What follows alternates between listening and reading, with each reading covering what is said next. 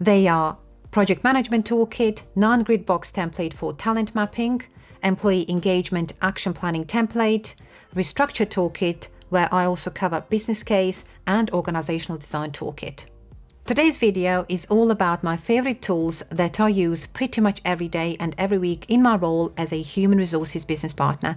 You may know me from the video of Day in the Life of Human Resources Business Partner. That video has done so well on this channel, and as a result of it, many of you have subscribed on my channel. I just want to say thank you. I never thought I would have over 600 subscribers, and I was quite pleased to see that my knowledge and information has resonated with some of you, and you've decided to stay in contact. Many of you have indeed sent me messages, and as promised, I always get back to all of you. If I haven't, please let me know, but I do check my messages, comments and emails, because my promise is to actually engage with my audience and really try and help you as best as I can. I'm not sure if my channel will do well at all in the longer term or not, but at least I can say I know how to use my camera, and I know how to do video editing by using Final Cut Pro as a technical skill that I may add on my CV. And if I tell you that 6 months ago I didn't even know what an A roll was or B roll was, now I know, which is absolutely fantastic, and it's a technical skill that's pretty much good to know and going to be needed a lot in the future. Enough of this chit chat, let's start talking about my top 5 favorite tools I use pretty much every day in my role. The first toolkit I'm going to take you through is called Project Management Toolkit, and it's something I can't do any of my projects without. Let's say you're using it for the first time. There are guidance notes provided and a number of tabs as to what they all mean, all captured in one document. So in terms of guidance notes, it's quite important to make sure that this will provide you with templates required for managing a successful project. And this can be used for any project. It doesn't matter whether it's formal or informal or how big or small it is. The main purpose is to ensure the project delivers successfully against its objectives. So I'm going to take you through tabs now really briefly. You will see project plan. This is where everything is captured at the start of any project. Risks, meeting actions, issues, decisions, assumptions, dependencies, and change control. So in terms of the project plan, this is a one-page plan. You will often go to meetings where people will say, oh, can you just present it on a plan on a page that's really easy to visualize and understand the start and the end, actions, activities, and progress. When you embark on your first meetings to actually pull this together, whether on your own or in a group, what you do need to define is activities and actions, start date, end date, owners. It's quite important to do that. Status, and you can change the status by clicking a drop-down menu, whether certain activities have not started or if they're on target or complete or at risk, and colors will change accordingly. And then how it can be presented, it can be presented also in a drop-down menu, whether it's a day view, week view, and a month view. Quite easy and simple, but this needs to be done at the start of your meeting and will form the basis of any of your project meetings as well. This is it, a very simple and hopefully easy to understand project management toolkit.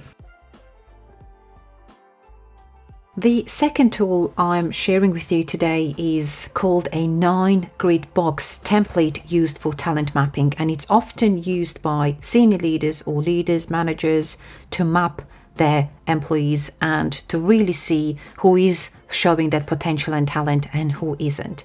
And it's called 9-grid because it does have 9 boxes where individual names are put against it. As you can see, there are certain descriptors to really help manage and facilitate that conversation. But if you are an employee and always wondered as to how organizations do talent mapping, then this is what they would normally see. This is normally used by many human resources professionals and many organizations. 9-grid box template for talent mapping is quite popular and often described as best practice. So if you are at the moment subject to any talent management or talent proposals or initiatives, this is what's very likely to happen. You as an individual, as an employee, will be compared with your peers, and then performance will be discussed as well, whether it's low, solid or high. Now, to really help you understand even further, normally further guide is provided to help managers, leaders understand what they are discussing. So HR role is to facilitate a conversation by providing a guide and a tool, which this is it in a nutshell. So as you can see, you are very likely to be taken through these 9 boxes, and then your potential and your performance will be looked at. And it's all about how you can be compared against your peers and whether you are indeed a superstar or whether your performance is inconsistent. So that's something you just have to be mindful of as to how you need to behave and what they're looking at when they are looking as to who's got that potential or not. And as you can see, it goes from inconsistent to star, expert, effective, good, strong, excellent, high potential, early promise. And another document I would like to share with you is something that often not many people understand as to what we mean by potential. You are often looking at 3 key areas to identify potential. So that's innate ability, experience, and drive. It's really an interesting tool to talk about, but at least this will help you understand as to how organizations do talent mapping as best practice. The third tool I'm going to take you through is an action log, which is often used to actually do something about employee engagement reports and surveys. You may have, as an employee, completed some of these surveys from time to time, and often a report is produced, which is then shared with departments, senior leadership team to look at and analyze further and pull together certain activities and actions to address some of those concerns that have been raised by their employees. And then on the second page, we list things that we are celebrating, that we are proud of, then certain activities that we need to investigate further, and then opportunities. And this is something that we can then list further on, what we are working on, who will own this in our team, what does success look like, and by when. And it's a fantastic tool to use from time to time. The next toolkit is called a Restructure Toolkit, and it's something I have used on a regular basis, and it really helps me speak to people who are embarking on doing restructures as well. Now, this toolkit is huge. It has 46 slides. I'm not going to take you through all of them. I think I'm going to do a separate video about all of these tools and toolkits I use in some more detail if that's something you would like to see.